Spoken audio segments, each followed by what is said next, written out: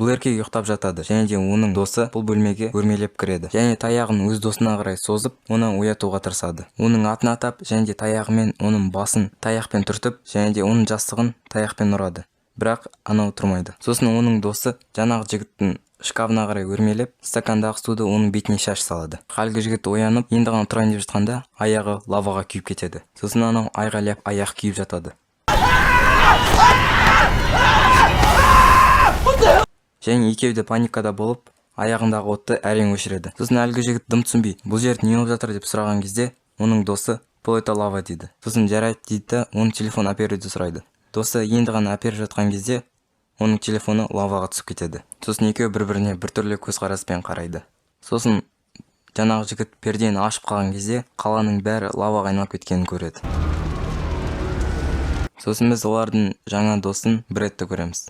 Олар үшін ескі дос, бірақ біз үшін жаңа дос. Брэд лаваға пісірген етін жұлып, аузына салып қалған кезде, ол қақалып тұншыға бастайды. Екі дос қайттан паникада не істерін білмей жатқан кезде, әлгі жігіт төбемен өрмелеп Брэдке барады. Және Брэдке медициналық көмек көрсете бастайды. Сосын ол оны қысып қалған кезде, әлгі очки киген досына кіріп кетеді. Сосын сол очки киген досы оны түкіріп, маған көмектесіңдер дейді. Сосын анау екеуі, сен біздің турникке бармадың, саған неғып көмектесеміз дейді. Және де бізде уақытта жоқ дейді. Осындай қиын жағдайда болған соң олар өзара ұрыса бастайды. Сосын Брэд оларды достастырып, үшеуі жақын дос болып жатқан кезде өздерінің әнін айтады.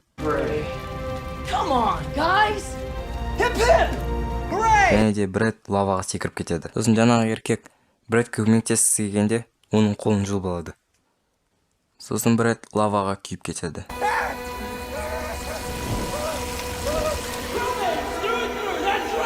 Сосын оның очки киген досы шатырға қарай бару керек дейді. Сосын жаңағы еркек кетіп бара жатқан кезде очки киген досы мен тастамашы дейді. Сосын еркек ешқашан дейді да, әлгі Брэдтің денесін сол очки киген жігітке қарай итереді. Сол досы Брэдтің үстіне мініп қайыққа мінгендей әлгі еркектің жанына барады.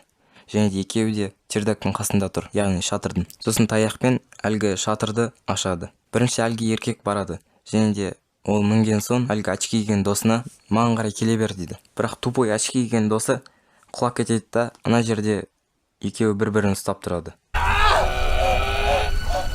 Сосын және де очки киген досы онымен қоштаса бастайды. Сосын ол қолын жіберіп, эпично өліп қалады.